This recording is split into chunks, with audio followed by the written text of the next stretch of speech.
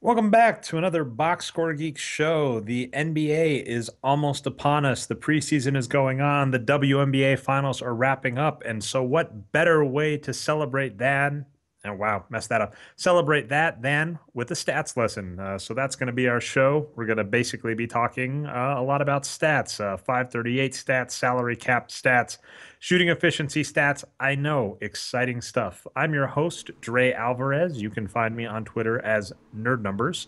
Patrick Minton is unfortunately out with the flu, which is, as I said, unfortunate because he was looking forward to some good old-fashioned bad advanced stats bashing as well. But lucky you, our producer, Brian Foster, you can find on Twitter as Boxscore Brian, is here as well. Brian, give a shout out. What's up, Dre? And yeah, any other show I might have thought maybe you're being a little sarcastic when you said, stats are exciting, but I know here everyone's ready for it. When we talk about, violence and jail and all this crazy politics, everyone's like, what's the hell's that? We want the stats. So that's why I love our viewers.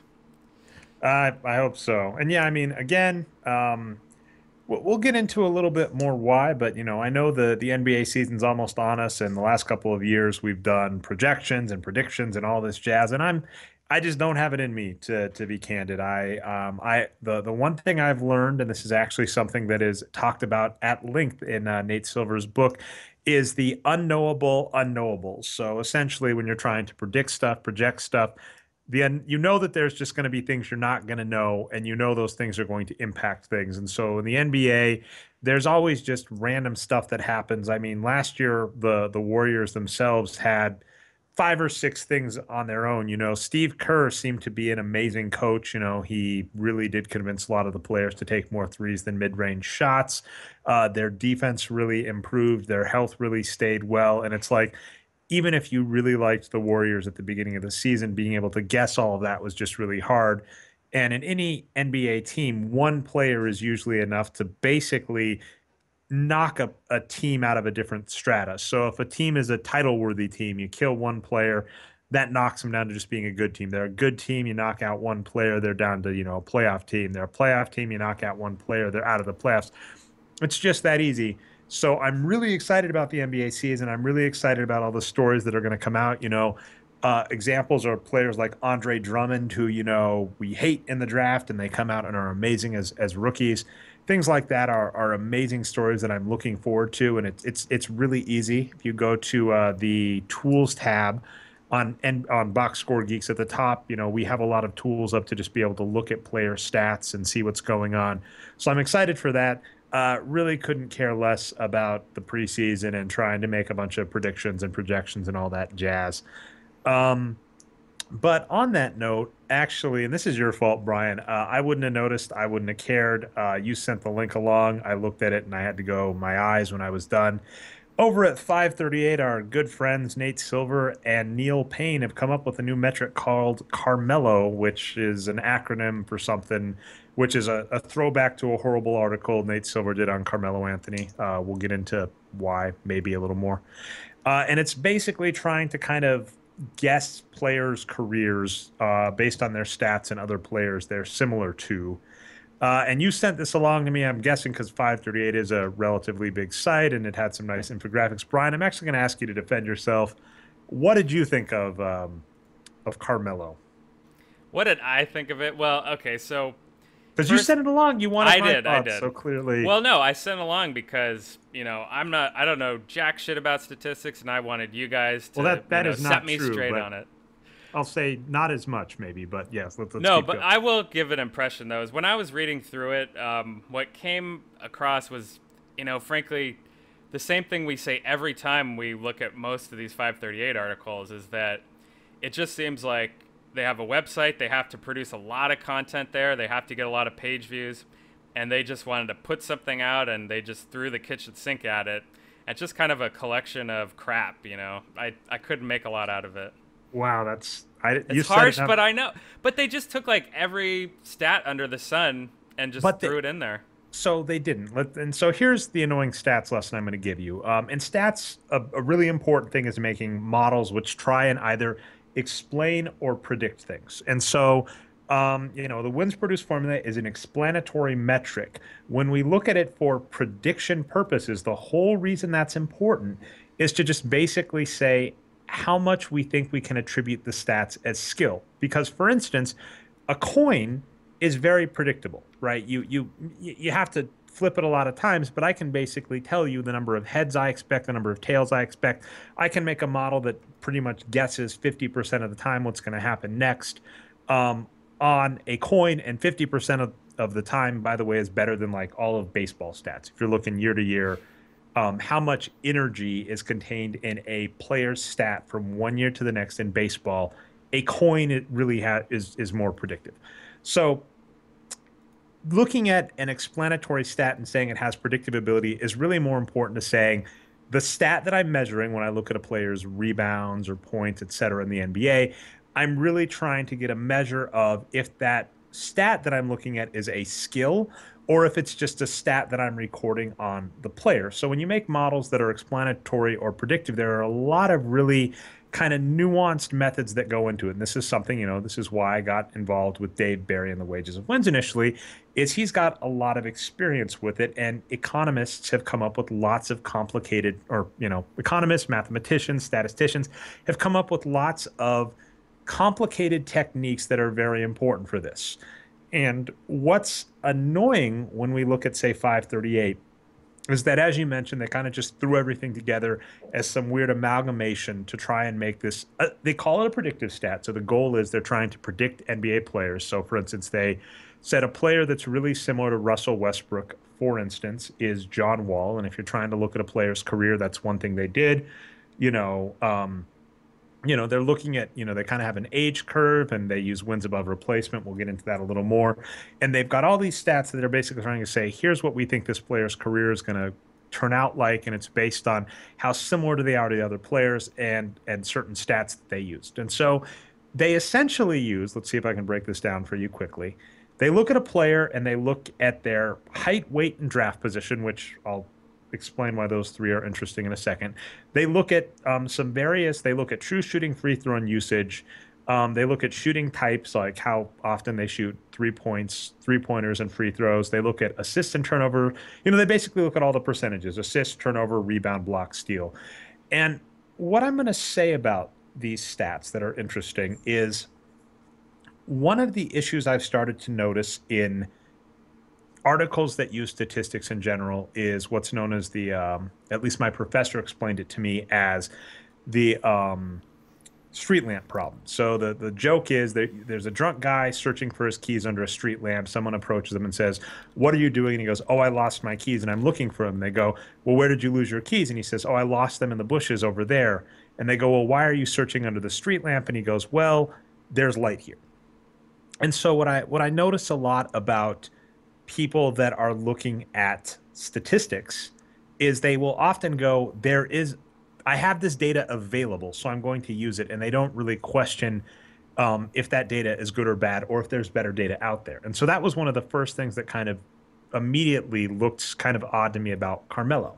So Carmelo is this predictive stat that is using all of these different stats that they've dictated are important, and we'll get to how they decided that in a second. And the very first thing I said is, why are they using height and weight? There's a fantastic book called The Sports Gene, and essentially the sports gene is great because there's a really good, I don't want to quite call it a myth, but Malcolm Gladwell really popularized the 10,000 hour rule, which is this idea of if you're really good, if you want to get really good at something, you have to practice a lot. And I don't disagree with that. The sports gene basically says that there may be innate types of people that are good at different things and just have various genetic things that help them be really good at stuff, and they aren't always what they think. So he actually talks about the NBA here. The example I'll give before we even start here is one of the best skiers, I believe cross country ever, basically was really, really good because they were built to basically be an endurance machine. Their blood didn't process oxygen correctly. And as a result, they were essentially able to hold 50% more oxygen than the average person, which essentially meant they could breathe easier. And that meant that they had a huge endurance. So that is a really important genetic trait that lets them be really good in activity, but it's not necessarily what you'd expect. He goes into things like, types of feet you want if you're going to be a good runner. And, basically there are some weird combinations of region and genes and all this that can produce ideal people for ideal sports. And so the reason that's important is in the NBA, the thing he talked about is he said, we often look at height as being like this important thing. I believe he actually quotes Dave Barry's short supply of small people or tall people, short supply of tall people, which is the NBA. The issue we have is to be a good NBA player, you essentially have to be at least 6 feet. And that's if you're going to be a guard. You got to be like 6'6" if you're going to be a forward, at least. No Muggsy Uh, Bogues or Spud Webb love there, Trey?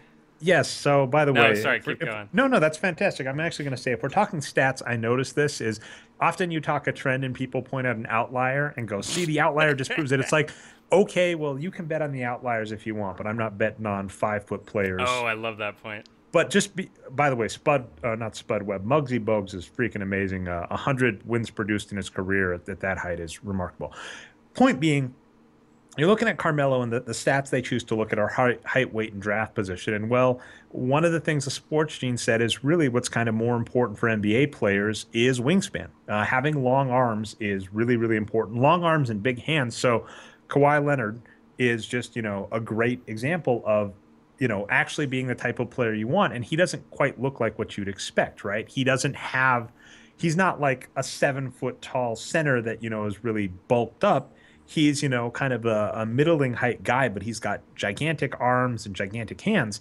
And so they're not using that. They're not using things like wingspan. Draft position's kind of an interesting one because we already know um, that the draft is highly variable on when you come in and all these other factors. Dave has basically done a ton of research. I'll link that as well, Brian, in the notes. But Dave's done a bunch of research to say, hey, you getting drafted is largely where you get drafted is largely an impact of how well your team does in March Madness, which, in a single elimination tournament that you have very little control over that, especially since it's a team activity. So, already the stats that are kind of going into this model, I'm kind of a sketch on. Like I said, they use the percentages, assist percentage, turnover percentage. And I wrote an article called Just Shoot More. And I believe I linked it in the script, Brian, but I basically said, yeah. That's a good one. So We'll find it. I did include it, by the way, it's at the bottom. But essentially what I said is, you know, it's called How to Fool Advanced Stats. And what I pointed out is a lot of stats that are popular to people, like assist percentage, are somewhat misleading when you actually break them down and go, well, what is this number actually telling me? And so the problem is assist percentage can go up if you just shoot more. So a player like Russell Westbrook can have a higher assist percentage because they just take more shots, same with turnover percentage, etc. So I'm already not a fan of those numbers. So this model already has bad numbers going into it, and there's actually a really interesting problem. So there is a way of making models in economics called regression analysis. The idea being you take every single factor you think might be important, you collect the data, you run regression analysis, which lots of people can just do nowadays with Excel, and this gives you an ordinary least squares table. And what it essentially tells you is here are all the stats that went into this model. Here are the stats that are statistically significant. Here's how much of the variance. So these stats can explain this much of the output, the variance. And so it can tell you how good the model is, what statistics are significant, what statistics are insignificant. There's basically techniques for doing what they're trying to do here with Carmelo. And the issues I'll point out first are bad data in. We already know that there is issue with some of the data. I still haven't written this article, and I feel bad about this, listeners. You've heard me, I think, mention it a few times, but they used usage percentage, and usage percentage is a useless statistic on its own. You really have to break it apart. And when you are using other things like free throw percentage, 3-point frequency as well, that's all encapsulated in usage. Usage is turnovers and shots, basically. So you're putting two stats that don't really go together. There's not a reason to do that. You can break it apart, and we have sports VU data. If you want to look at how a player is using possessions, We have much better data for that. We actually have wingspans. Draft Express has that. We know the draft position is somewhat iffy. That there's an interesting line they say in here. They say essentially controlling for other factors. They find higher draft picks still have higher upside, and I probably agree with that because basketball is more predictive. And so players that look good in college probably do go on to be better NBA players. But there's also issues here in that when you're trying to predict a player's career, there are a ton of factors that go into it. They already have one problem, which they've kind of used bad data. They have another, which is they've left out stuff that may matter. This is something hugely important. When you are making a model, particularly in regression, you have to include all of the stats that may matter. This is, for instance, the wins produced formula. They initially did not include assists and said we have to include assists because they may impact things. And lo and behold, they found assisted shots basically improve shooting efficiency, which improves wins. So there are other stats in this kind of model that we know are important. Things like coaching, things like, I don't notice age anywhere in here, but how old you are when you enter the NBA probably matters. What team you go to definitely matters.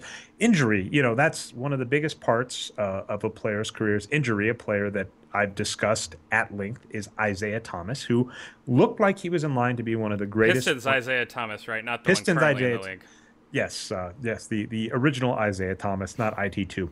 But injury matters a huge deal, and these are hard to predict too, by the way. It's worth noting that Michael Jordan, Magic Johnson, and Larry Bird all went down with injury very early in their careers.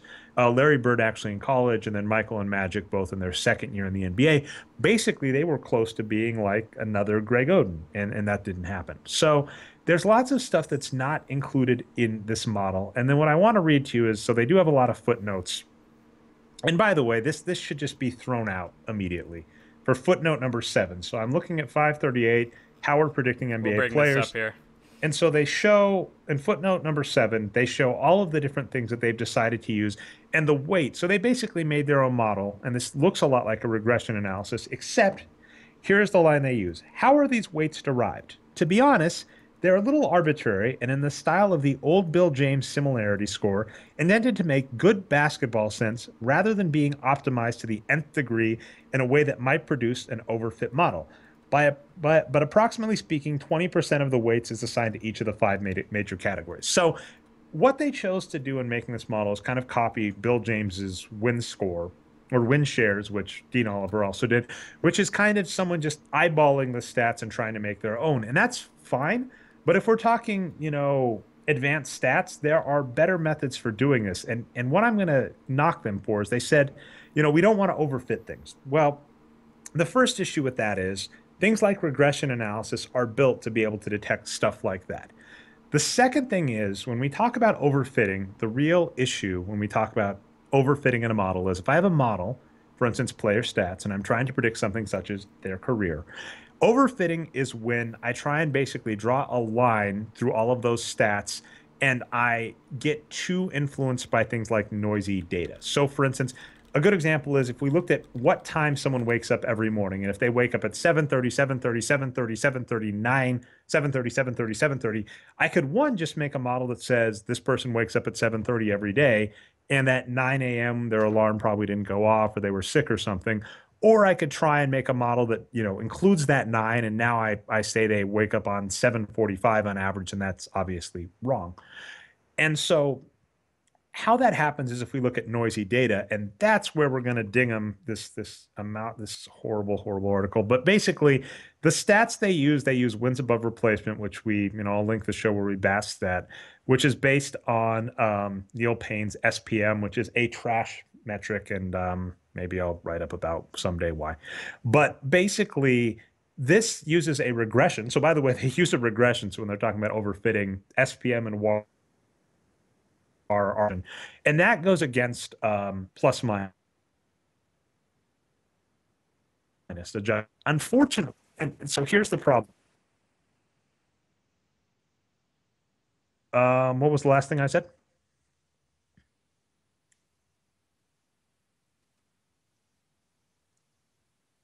Okay, so we're talking overfitting, and the issue comes in that if we look at the stats that is being used for the careers thing here, which is wins above replacement, and statistical plus minus, which is Neil Payne's horrible metric.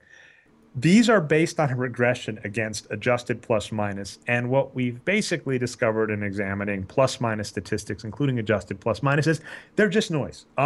The unfortunate problem of plus minus, the plus minus statistic, if you don't know, is you look at the number of points my team scores when I'm on the floor. You look at the number of points my team gives up when I'm on the floor. So, for instance, we score 10, but we give up 12. My plus minus is -2. Some people have tried to say, okay, well, let's try and control for the other players on the floor, my teammates on the floor, and try and, basically average that out. And that's not really possible. It's just too noisy. That's the problem, is it is not really feasible to use plus minus in any way, shape, or form because the number of combinations of players on the court, the opponents, the game situation just makes it noise. I mean, we talk about coin flipping. I could have a biased coin and I flip it for you once, Brian.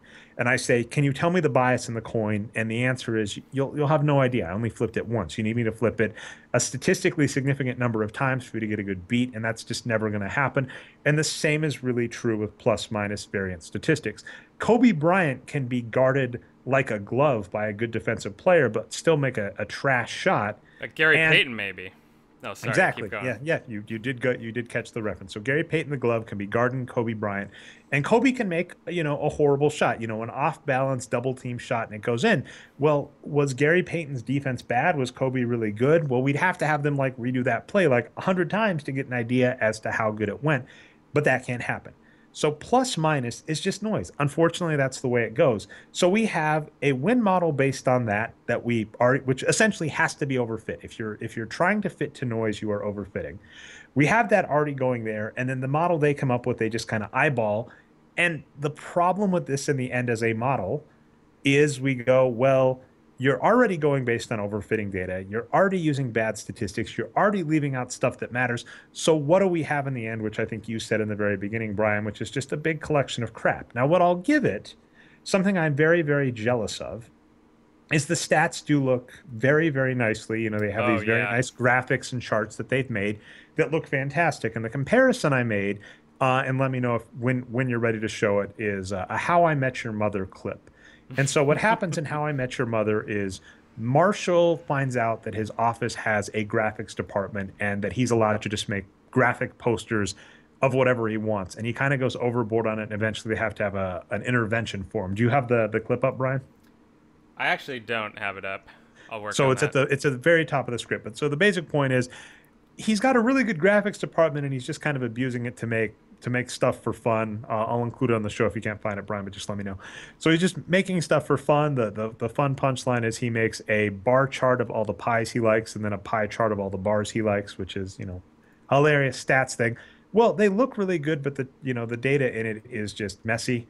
And that's essentially the problem where we're at with 538, which is they've made some very pretty looking charts, but if you just break it down on a very simple model thing, and I hate to have to defend him every single time this comes up, but I'm sorry, people. If you're in the advanced stats basketball community and you look at Dave Barry and say he's outspoken or he's unpopular, the basic premise I'll give you is he's a tenured professor of economics at Southern Utah University.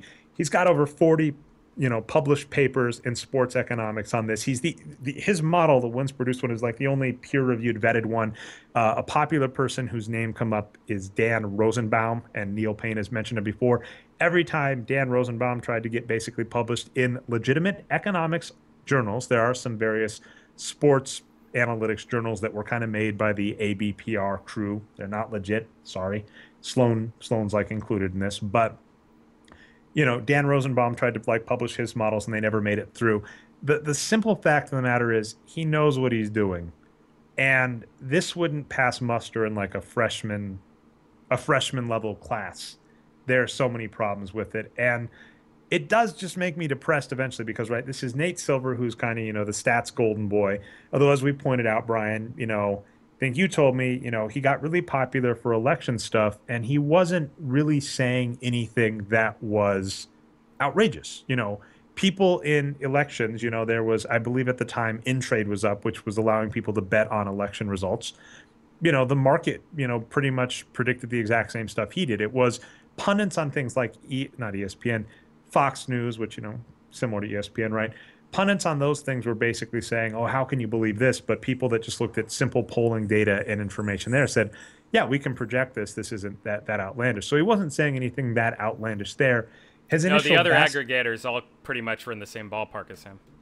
Yeah, and then the other part is his initial basketball analysis. That's what they named this after. His first piece was on Carmelo Anthony, which again fell for the same problem, which is he was trying to look at how Carmelo Anthony impacted his teammates' shooting percentages. But the issue was there are a lot of other things that factor into a player's shooting percentages. Essentially, their age can matter, the scheme it runs, if Melo is on or off the court, all that stuff matters, and none of that was adjusted. So it was a pretty poor article, and so the fact that they're just still tumbling down this rabbit hole, and like I said, I'm kind of jealous that they've got the ESPN graphics department behind them because the stuff looks great, but it's a trash metric, and this was kind of a fun preseason thing to do, which is just bash a bad metric. I don't normally try and do this as much because I just wouldn't have time to sleep if all I did was go over the internet and there are tons of custom made metrics with clever acronyms. There's actually one called DRE, which I hate to tell you is Oh yeah, Nylon Calculus did that. yeah, I like nylon calculus, but it's not a good metric. I'm sorry. And it's got a lot of the same issues we discussed here. Lots of people make their own metrics, lots of them have problems, and then what gets kind of funny is you tell people that and they basically kind of get a little incredulous. And I find what a lot of advanced statistics is a lot of people kind of tinkering in their garage. You could kind of view this as like having your own garage band, and you're not really interested in like going pro, so to speak. You're just kind of interested in doing it for fun. So when people start criticizing you, you're like, hey, back off. And that's what's probably going to happen here. I'm kind of preaching to the choir. Some people are going to agree. Other people are just going to say, hey, what's the big idea? And it's kind of hard to get, it's hard to convince people, hey, take a few stats classes and retain the knowledge. Lots of people went to college, lots of people took stats classes. I don't know if many of them retained the knowledge. That's probably just going to happen here. But you sent it along, and I looked at it and I went, woof. I have to at least comment on it. And we do this from time to time, so that was a bit of fun. Anything else to say there, Brian? Yeah, I have a follow up. You may have been mentioning this earlier, but maybe you're referencing something else. But one thing I noticed is he said here, yeah, I've been really wanting to do, well, let me bring it up on the screen here, but Pacoda for basketball. Ah, this stupid thing is still broken. Sorry. But anyway, yeah, Pacoda is a baseball metric that he was involved with. And so here's one thing. You said it does involve wins replacement, right? And this When's above placement? yeah, exactly. And you and Patrick both have talked about why that's not great for the NBA, and it has to do with because basically salaries are not where they need to be. They don't represent real value. So is that a problem here as well? Not so much for this one. Okay. Just because, they don't really include, but salary, by the way, salary is something that matters. We bring up ESPN 30 for 30 all the time. I forget his name. He was eventually signed by the Denver Broncos, but he was the player that got in trouble and then, tried to basically bypass the draft in the NFL or Oh bypass yeah, Maurice Claret from Ohio State. Thank you, Maurice Yeah. Claret. And one of the mistakes he made is he basically did an incentive-laden contract when he was drafted by the Broncos instead of just going for guaranteed money. And he's actually discussed that sense and said, "Hey, if I'd gone for guaranteed money, they never would have cut me, right? Because they would have had a sunk cost. They'd say, we're paying this guy X million, we got to keep him, we got to keep him up. But if he's not, they're going to let him go, and that impacts the NBA, right? If you're on a guaranteed contract and I can't get rid of you, if the Andrea Bargnani, one of the reasons he keeps getting played is, if you're on a 4-year deal for 12 million a year, the team can't get rid of you, and people are irrational with sunk cost. I might get to link that article again, the Kevin Love one. I always tell Patrick I link. Teams are irrational there, so it does kind of matter if you're projecting player career, and that's a huge part of this, right? If we're trying to project what a player's career is going to look like, there are so many factors. The team I go to, where I'm drafted in the sense of like which draft I'm in, right? Because there is a huge difference. Kobe Bryant's a great example of this. Kobe Bryant was drafted by the Charlotte Hornets at the time, I believe, and then traded to the Lakers. Well, that was because of a good situation, right? The Lakers had a bunch of open cap space. They were looking to rebuild. The Hornets were looking for other stuff. He fell to a certain point. I believe the Nets were looking at them, and I believe a huge part of Kobe's team basically went really hard at the Nets and said, "Hey, if you draft him, Kobe's going to go overseas." All of this stuff, right, makes it so that Kobe can end up in LA. Magic Johnson's the exact same way. Pretty much should have ended up in Charlotte, but they traded his pick, so he ends, or New Orleans actually. It was the New Orleans Jazz, I think actually. But so he should Mm. have ended up somewhere else, and he ends up in Los Angeles, and that hugely impacts his career. And we know certain coaches matter, and we know injuries matter, and if you get signed to the right contract, you're going to get playing time. There is so much that matters in a player's career, and I think the funny thing with Nate Silver saying, he wants to replicate Pakoto, because I believe the way Pakoto works was for pitchers, right? Is you're trying to find similar players to the pitcher you have so that you can kind of guess what kind of player your player is going to turn into. And here's the reality about basketball and things in general. Dave's work on the draft says essentially if you look at a player's college stats, that explains 40% of the variance in their NBA stats. Now, again, that's a huge amount that's left out because players, a lot can happen, right? We have Andre Drummonds, we have busts like, how am I dropping it? Michael Beasley. Mm. But players kind of are who they are, and we can kind of track that. And so, what's funny about this to me about trying to make this big similarity comparison and all this jazz here is you're kind of at the bottom where he says we don't want to overfit.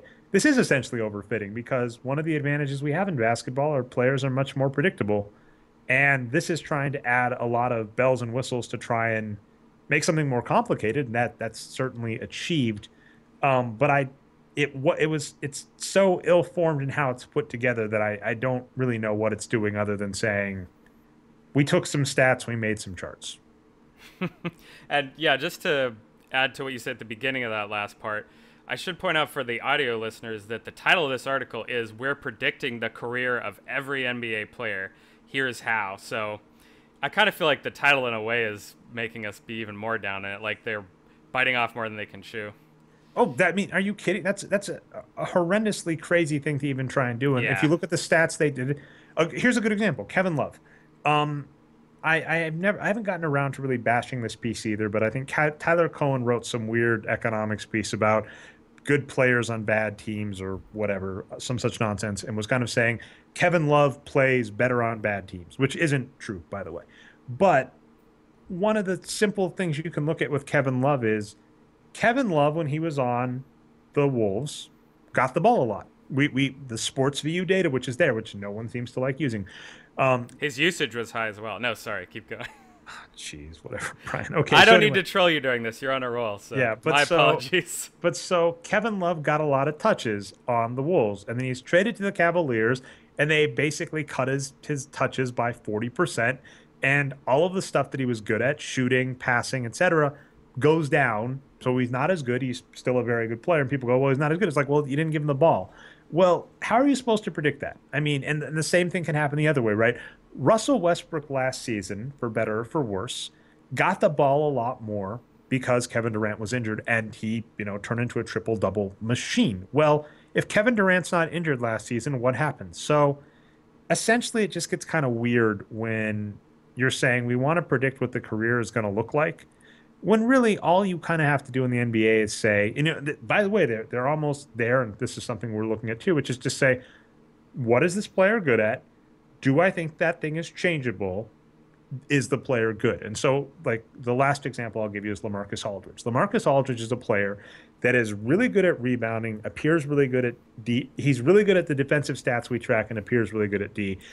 And he appears to have a good shooting range, but very poor shot selection. So if you look at LaMarcus Aldridge, you can say, here is a player that can do all of these things. He will be a great player if he improves his shot selection.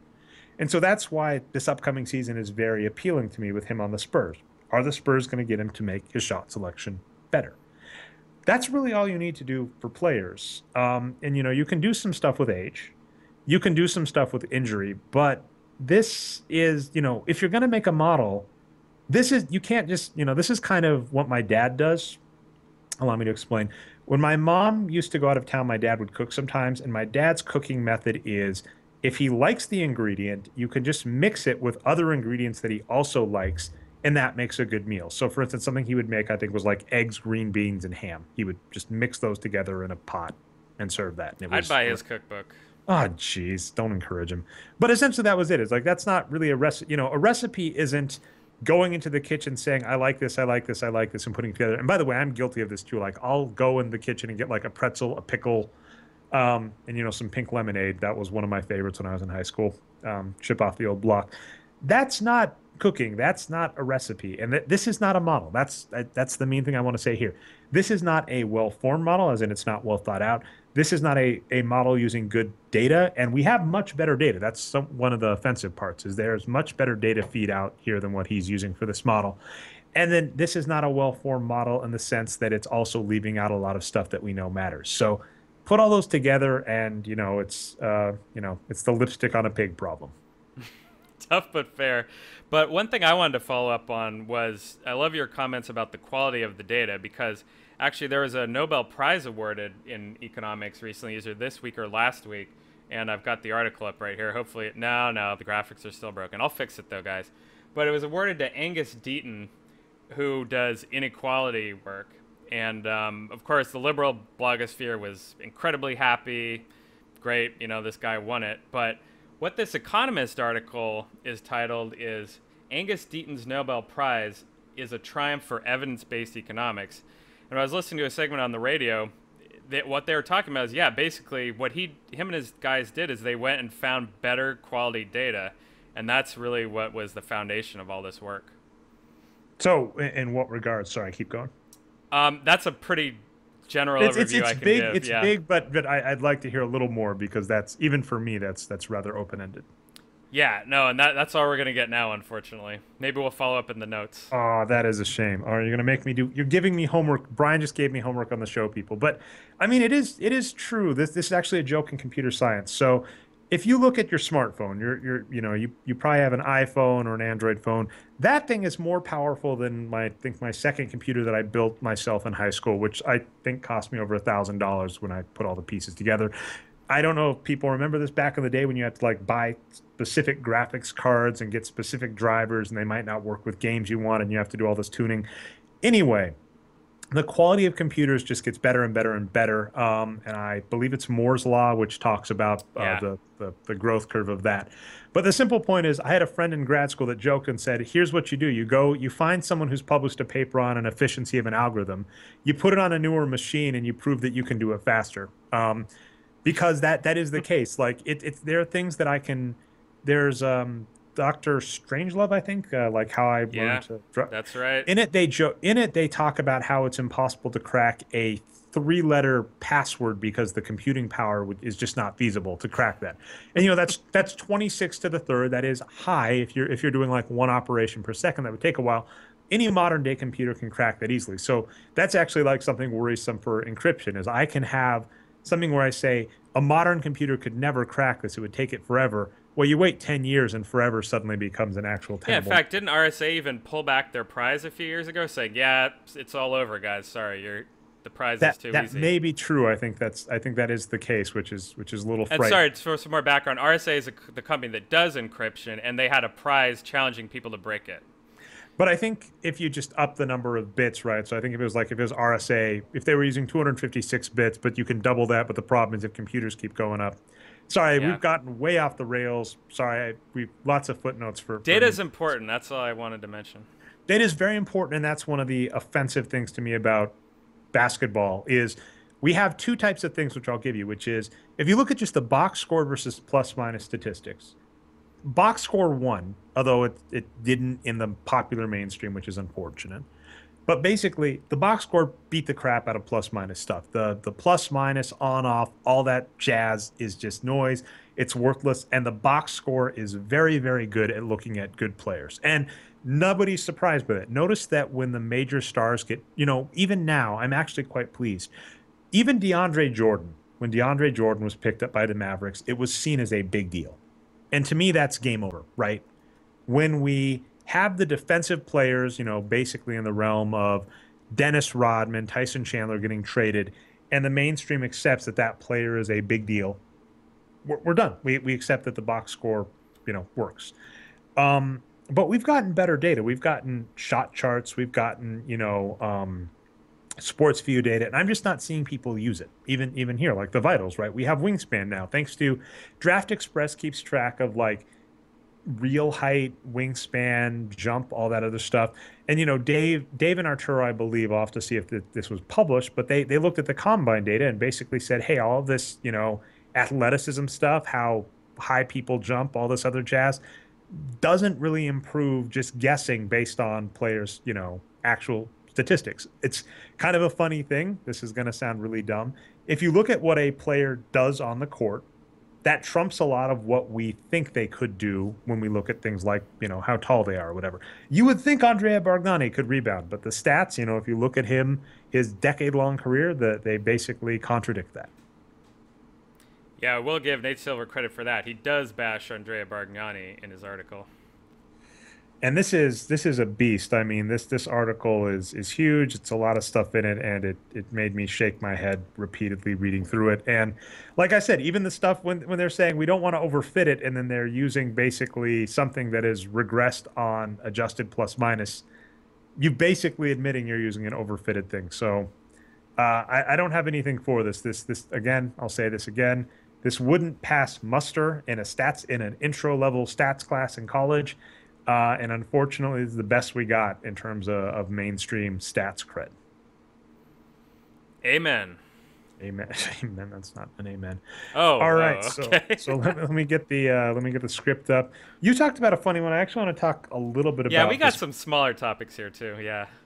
Yeah. Okay. So basically, another thing you kind of brought up was kind of funny is Larry Kuhn, who I'm really surprised he's not working for a team.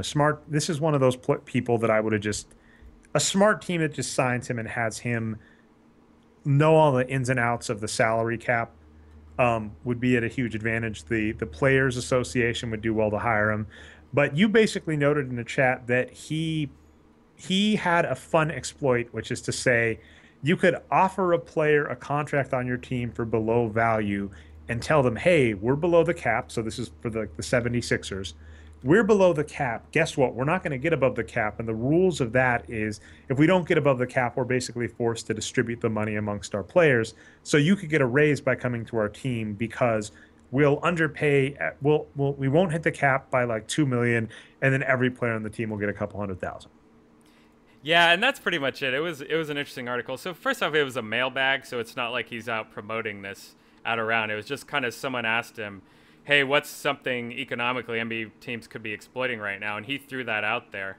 And I actually came across this article because of someone was asking, why did Jason Thompson just get jettisoned for free to the Warriors from the 76ers? And yeah, this is one possibility. A team like the 76ers could kind of say, wink, wink, nod, nod, we're not going to hit the salary floor, so all you guys are going to get more money. You should come to my team. So I doubt it'll happen. I bet all these teams will hit the salary floor, but if anything, maybe this can be a joke throughout the season. If if anyone's not getting close to the floor, they're doing that exploit. Yeah, the unfortunate part when you look at recruitment is players like, well, not I don't want to say Kobe Bryant, but star players are actually much better recruiters, right? If you have a player like Carmelo Anthony on your team, unfortunately, that's a much better recruiting drive than, the 76ers saying, we have lots of cap space, we're going to give you a chance, we're going to draft well. That doesn't Oh, we got you lagged again, Dre. Let's see if we get him back it's here. just a silly. I'm back. All right, you're back now, Dre. Yeah, we just missed like 10 seconds. Okay, I don't know if I said anything important. Deadspin in the NFL. Yeah, let's go to that. Basically, you pointed out that the NFL flagged Deadspin's Twitter account because they were tweeting NFL highlights, and the article that you pointed to in Fortune essentially says this is just kind of silly because one, the highlights might be fair use, and two, this is Arturo had a great tweet that he retweeted from Matt. Yeah, Matt Dollinger, Matt underscore Dollinger. I'm apologizing for getting it wrong, but Matt's good name.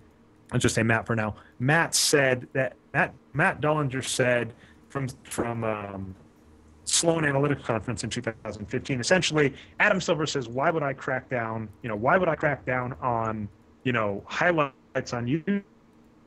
That's free marketing." Whereas the NFL is saying, kind of like professional wrestling, don't use our content without our permission. Yeah, and that was what Arturo's tweet was. I finally have it up on screen here. He said, "Yep, the NFL is basically throwing away 50% of its marketing." And I don't know if he explains where that number came from, but yeah, I mean, it makes very little sense. In fact, Patrick talked about this, I think, last week on the show, and we may have lost Dre here, so let's see if we get him back. But anyway, I'll keep talking for a while.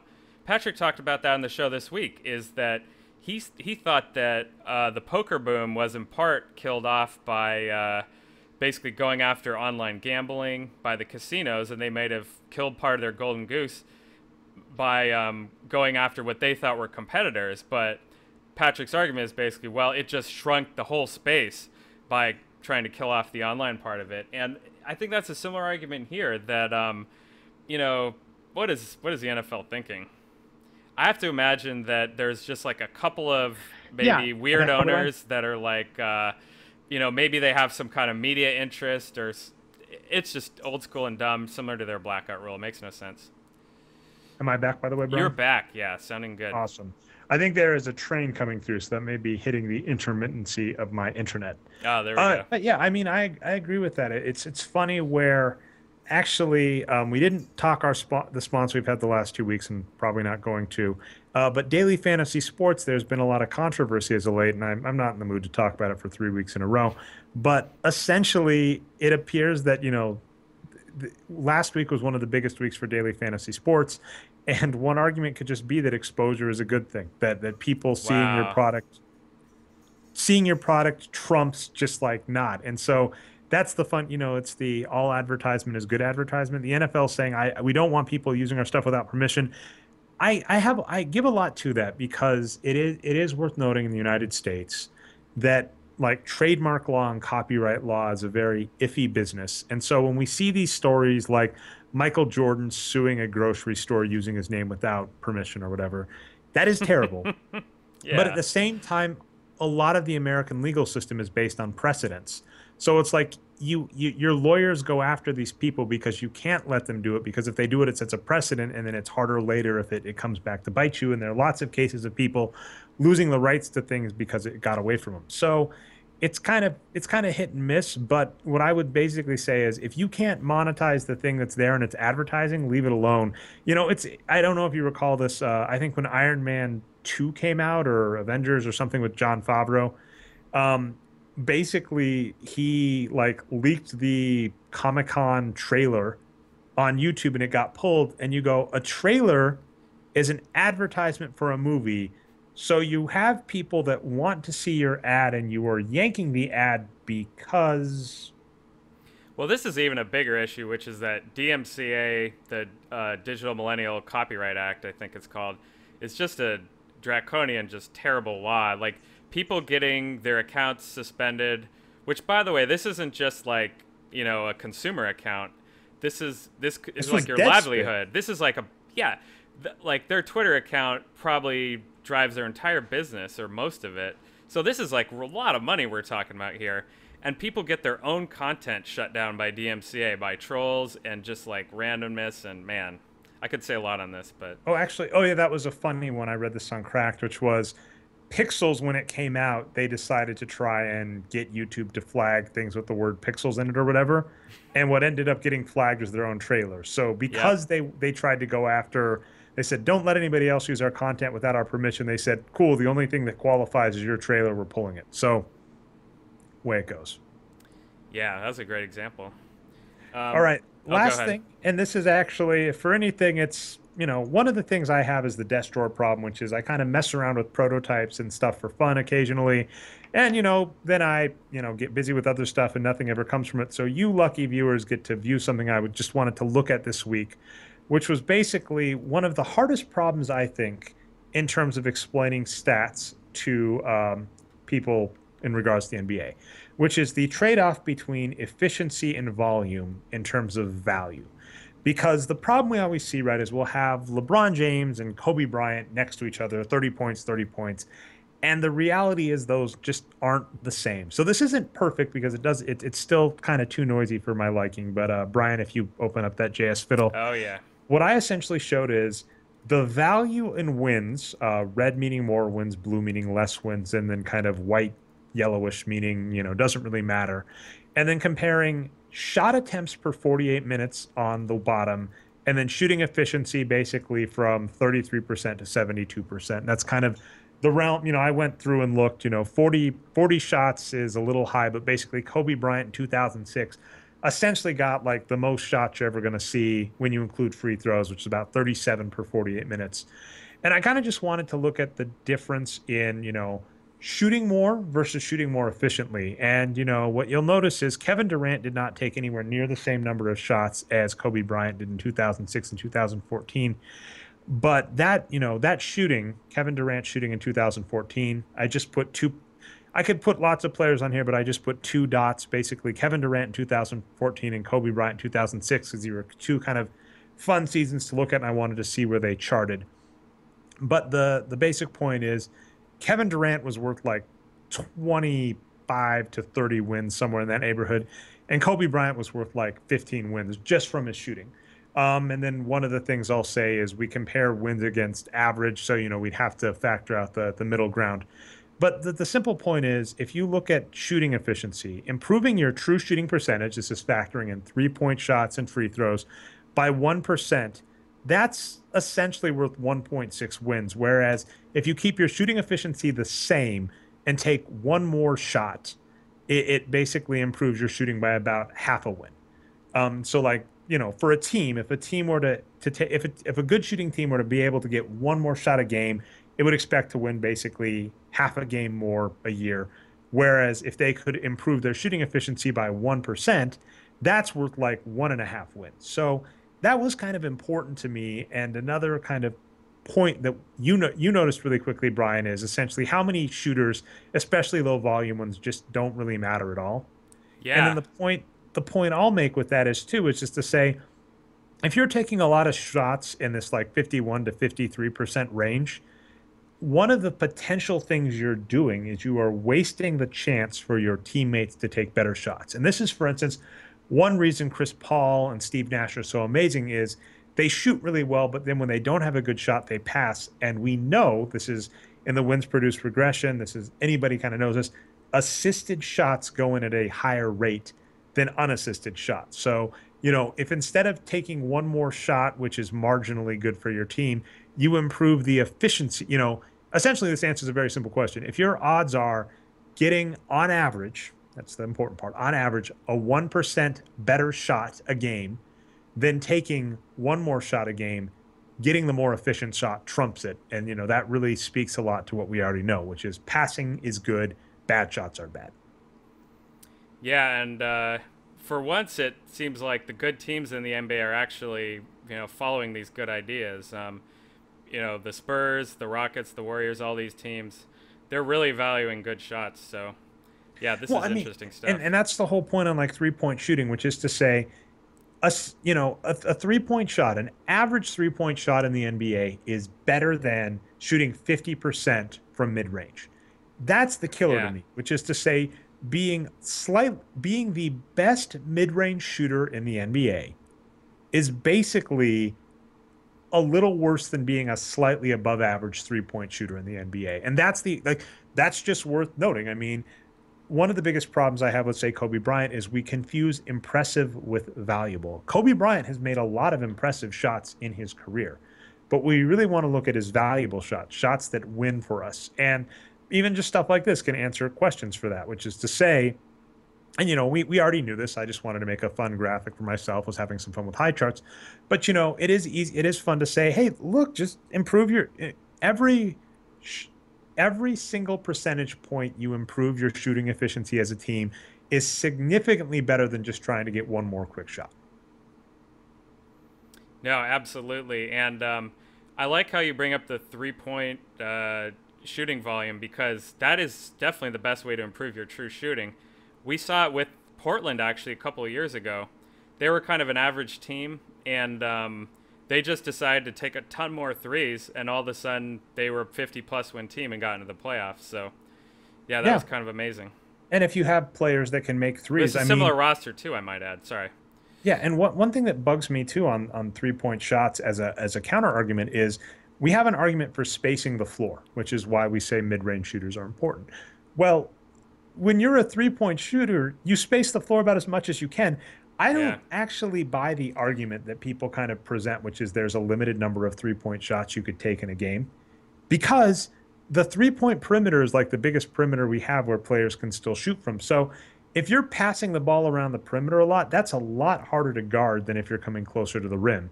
And if you're coming closer to the rim, obviously that's what makes players like LeBron James valuable and James Harden, their ability to get to the rim. That's not easy, but that is in theory easier to guard than the perimeter. And actually, we've mentioned this on previous shows when we were talking David Lee and the Warriors. The Warriors saying we really need to defend the perimeter and made that a real focus. Right. I mean, that is part of, one their defense was tremendous. And I believe part of it is their ability to shut down opponent 3-point shots.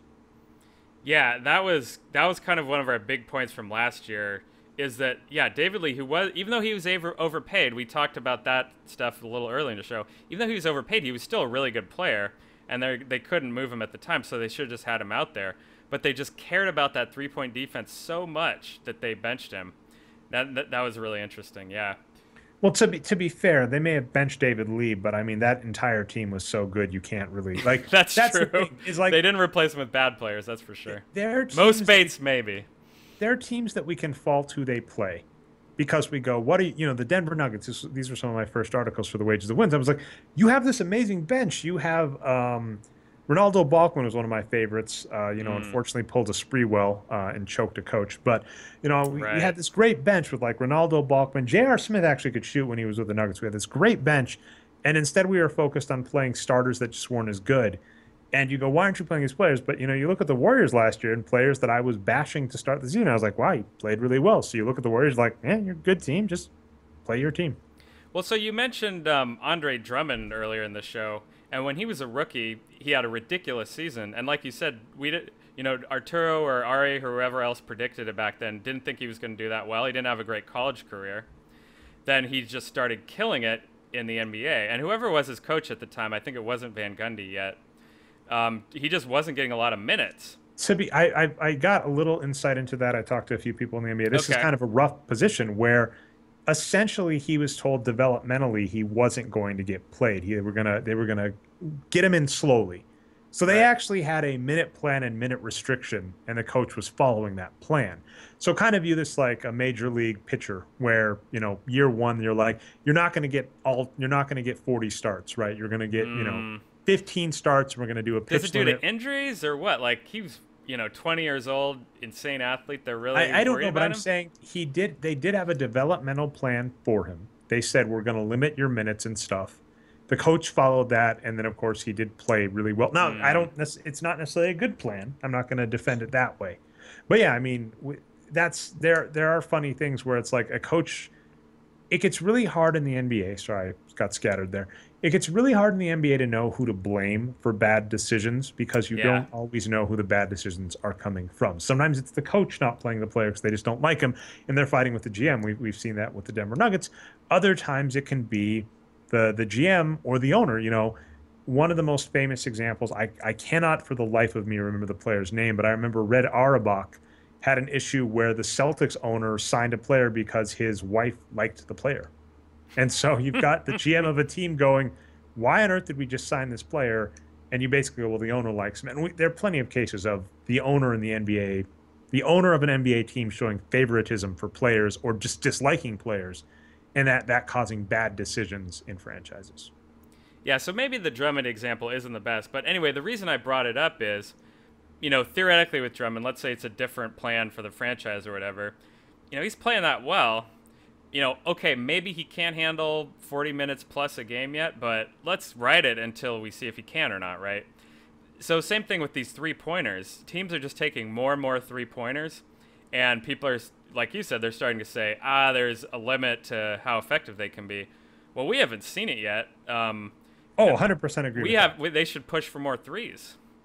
I mean, and it's one of the things we talk kind of Moneyball is in the NBA, you can't really get over the fact that you don't have LeBron James. But the Yeah. simple fact of the matter is, if you take, this right here, you could also view another thing with the shooting efficiency, right? If you outshoot your opponent in terms of efficiency, that's also good for you, right? So if you take more threes than your opponent and you just shoot slightly better than average from three and they shoot good from mid range, that's still an advantage to you. And so more teams haven't tried that yet either. So again, agreed. It's, you know, if I were an NBA team, my focus would be make sure I have good bigs that can shoot inside and rebound, and make sure everybody else I got can shoot threes, at least average. And then basically just do, basically James Harden it up. Layups and threes is all you go for. And, I think a lot of people don't want to see the death of the mid range shot because it is just such a big part of NBA history. But if I was running an NBA team, Morey ball, you look at the Golden State Warriors, you look at the Houston Rockets, they look like a smiley face, right? They basically have this big dark red perimeter around the 3 point line and then a dark red nut, I kind of call it a nose right at the hoop. And that's what they go for. And that's what you really should be focusing on in the Punch that NBA. clown in the nose, Andre, right in the middle there. I love it. Punch the clown in the nose is the ideal shot chart. No, but it's funny because I don't know if you have this. This is just kind of anecdotal, but I feel like James Harden is one of the more despised players amongst fans. And a lot of it, I think, has to do with his playing style that, like, he's going to the line again. He's just keeps going to the line. It's boring to watch, but damn, is it effective. I'd agree with that, and that's one reason. Like I like the Clippers because the Clippers, Chris Paul is a beautiful passer, and they go for like alley oop dunks. So it's like ideally, best world, right? You have a team that does the right types of shots, but does it in an enjoyable fashion. Michael Jordan is really fascinating to me because I do think he's overrated in terms of how good he was compared to other greats. He's called the greatest of all time. That's just not true. But the type of game he had is so unique and has not been matched. Basically, the amazing A lot of guys efficiency. have tried to match it. Yeah, I mean that's I got into a discussion with someone saying Kobe Bryant's basically trying to mimic Michael Jordan, and he is, he does a lot of the same stuff. He's just nowhere near as good. But the point being, Michael Jordan was able to shoot really efficiently, really high volume, and really entertaining. And that combo really hasn't been matched. So, I think like to James Harden's point, the thing he's really good at, and for what it's worth, Kobe's in the same boat. James Harden is really good at getting to the line. Manu Ginobili is a similar player. And people don't like that because, yeah, you stop the game and watch a person shoot free throws. That's not fun. That's, I think it's similar to walks in baseball, which is, I think, a huge Yeah. part of the reason walks were underrated. That was a big story in Moneyball, the book, was, getting on base is important. Well, a big reason walks were probably so underrated is they're very boring. Nothing you sit there and you watch a person jog to first base. There is nothing exciting about that. Even a line out where the player hits the ball and it gets caught, that's way more exciting. You hear the crack of the bat, you watch something might happen. That's way more exciting than your player getting on base, even though that's in theory very good for you. Yeah, I mean, if Kobe takes this crazy fadeaway shot in traffic and barely misses it, you're like, man, what a great player. But Harden just goes and gets those two free throws. You're like, that's boring. 100% But agree. just on Jordan, though, so box score stats do say that he's the best shooting guard of all time, I think by quite a bit. And he is an all time great player, and he's amazing. It's just that the all time great big men just produce more than him because big men are better than shooting guards. Yeah, and I mean it's kind of like if in baseball, despite the fact that he's been passed by other players, Babe Ruth's name still holds a lot of sway. And it's kind of remarkable to me that Kareem Abdul-Jabbar, who legitimately has the like all-time points record in the NBA, is so easily forgotten. Not, Kareem Abdul-Jabbar has the most MVPs, the most points in the NBA, and I believe it's either 5 or 6 titles. So Quite a he's got, few. he's like up there with Michael Jordan, and so it's kind of remarkable to me to go, how on earth does this player ever get unseated? Like it's, in my opinion, Michael Jordan didn't unseat Kareem Abdul-Jabbar. That didn't happen, and yet we act as if it did. It would be like if we were talking about, it'd be like if we were talking about Barry Bonds breaking whoever's second plate, if we were talking about him breaking Babe Ruth's home run record and kind of forgetting Hank Aaron. You're like, that Yeah. already happened. You're aware that already happened, right? And so it's kind of similar here where you're like, Kobe finally passed Michael Jordan in points. It's like, yes, Karl Malone and Kareem Abdul-Jabbar are still in front of him. So One how are you? Oh, sorry. I was just gonna say one popular theory about Kareem is just personality and media relationships. He was always kind of a private, withdrawn guy. Didn't talk to the media that much. He's always kind of done yoga and martial arts, and just been a kind of an outsider and he tried to get into coaching, I think maybe too, or management, and didn't succeed. He just, was never the guy that had good relationships with the media and the NBA. So maybe that's a part of it. Yeah, there's a lot to that. Also Michael Jordan playing in the 90s versus Kareem playing in the 70s. Huge difference Yeah, there. great point. Not a lot But of TV games for Kareem. but anyway, I mean, what I will say, just getting back, Michael Jordan and this last point basically was the top right corner of this chart in the right way, and that to me is huge and a huge part of his appeal and allure. And the only reason I made this chart, and again, I don't think it's perfect, is just I kind of wanted a quick visual thing for myself and just to compare the difference. And yeah, basically, you want 1% better in shooting efficiency as opposed to one more shot, if you can get it. And assists really help out. Assists and threes really help out for that.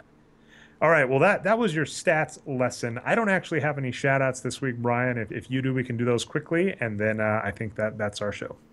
Yeah, I got a couple of shout outs.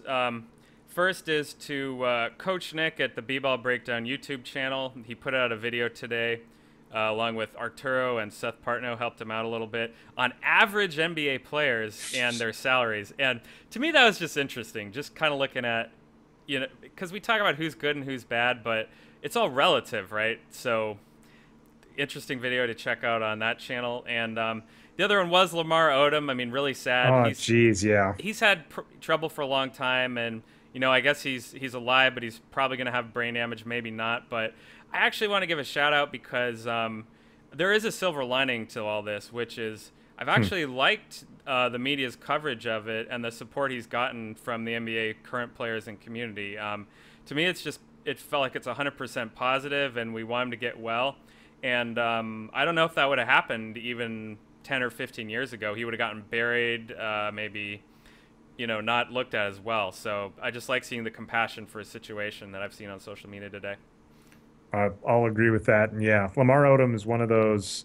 He's an amazing player, somewhat Yeah. underrated, and it's a shame to see what's happened. And it's hard to know in these situations. I'll say that when you talk substance abuse and stuff, there are lots of good articles. I forget. I think it's Russell Brand. I think he's written some good stuff where it's just like it's one of those things we don't understand that well in the United States. We kind of, as you point out, even 10, 15 years ago, you just kind of point the finger and say what's wrong with that person. And so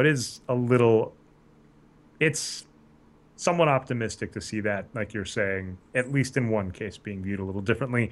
It'd be Yeah. nice if, like, war on drugs in general, we kind of started going more that direction. Yeah, and all the stories coming out are about he was a great teammate and a great player, and everyone loved him, and he just, really had some tough substance abuse problems. So, yeah, get well, hopefully. Yep. All right. Well, that's our show. If you found us not through the channel, we are on boxscoregeeks.com. You can find us on Stitcher and iTunes. Subscribe, upvote, that helps us out. We didn't even announce we were going live this week, but we're on twitch.tv/nerd numbers, live every week at some time. We'll try and get that more nailed down by the NBA season. Probably Tuesday, but we'll see. Probably Tuesday. And then you can find reruns of the show on the YouTube channel Nerd Numbers. So with that, we'll see you next week.